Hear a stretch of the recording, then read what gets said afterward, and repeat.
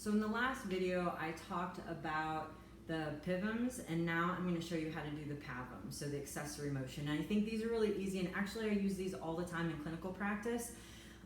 These are useful for facet joints, for any kind of, you can assess for instability, so lumbar instabilities or any kind of vertebral instabilities going on.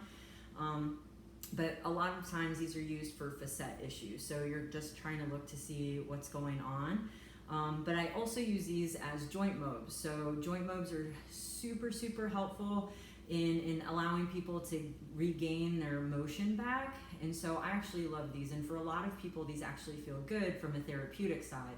But today we're going to talk about how you use them to diagnose injuries. And in particular, we're going to be talking about facet joints.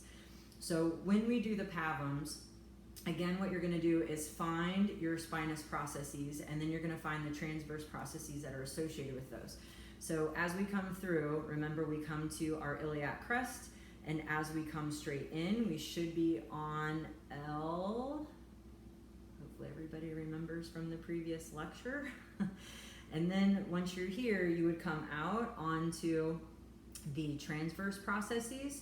And then what you're going to do, there's a couple ways to do it. We can do a rotation where I push on the right, and if I push on the right transverse process, the left transverse process should move posteriorly or upwards, because I'm going a posterior to anterior mobilization on the right transverse process, which means that the left transverse process should move in the opposite direction. It's going to rock, kind of like so, right?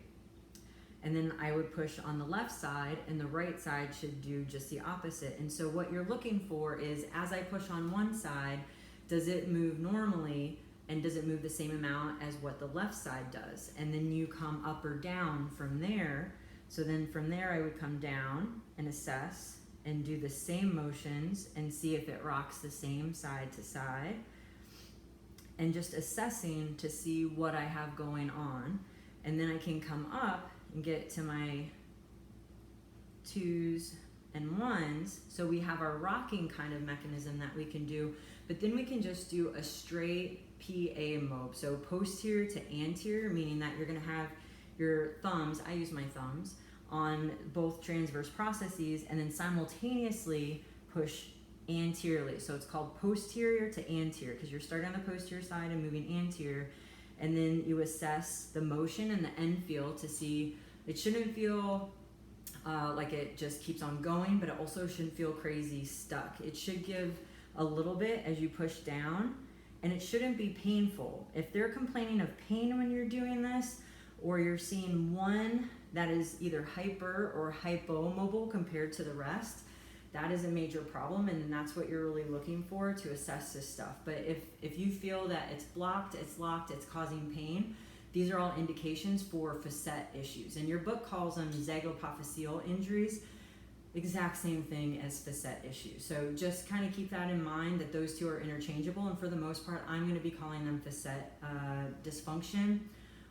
So facets. Don't have to worry about the big crazy word when we're talking about this kind of stuff.